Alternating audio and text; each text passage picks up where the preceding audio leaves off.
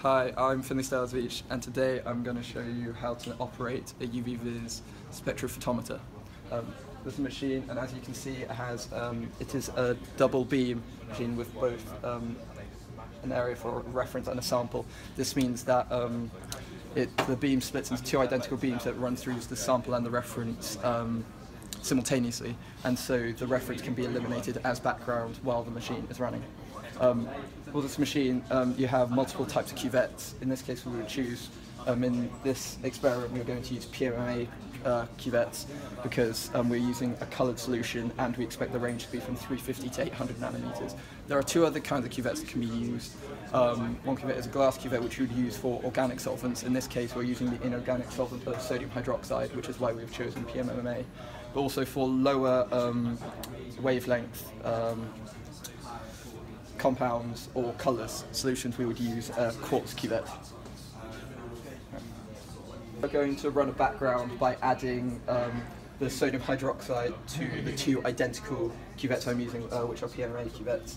So when adding samples to cuvette, ensure to only touch the frosted sides of the cuvette so as to not get any smudges on the glass sides that the beam will pass through. Ensure to fill the cuvette to only around 3/4 of the way up to avoid spillage, and also ensure to add a cap so that there is no spillage whilst in the machine.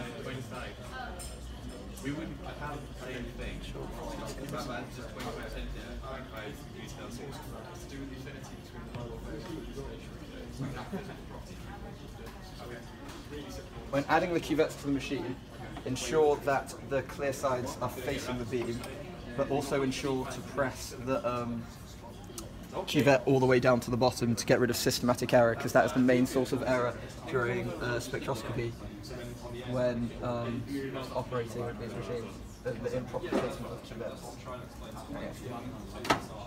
Okay. So first we will obtain a baseline using the two reference samples, which in this case are both containing the solvent. In this case, the system's already been set up for us. As we know, the range is going to be from 350 to 800. So at first, what we would do is click the baseline. Again, we are prompted to choose the wavelength range, but as this has already been set up in the range we expect to do from 800 to 350, we can just begin obtaining the baseline. Now that we have obtained the baseline, we remove the cuvette from the sample position, leaving the one in the reference position because that can be changed. We will then empty this cuvette, clean it out, and fill it up with the sample before running the actual system contact. Okay. Now, using the same identical cuvette that we have now cleaned out, we will now add the sample of potassium chromate using a pipette, ensuring to fill it only to 3/4 of the way up the cuvette, and again ensuring to grab the frosted side of the cuvette.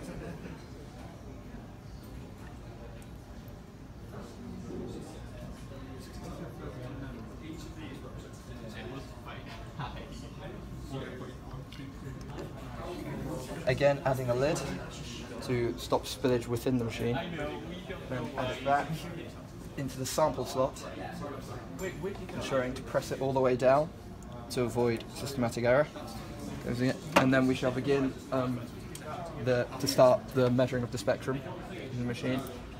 In this case, to ensure we name the file appropriately so as to ensure there are no errors if we are measuring multiple spectrums. In this case, I will name it the date followed by my initials, and then begin the measurement of the spectrum.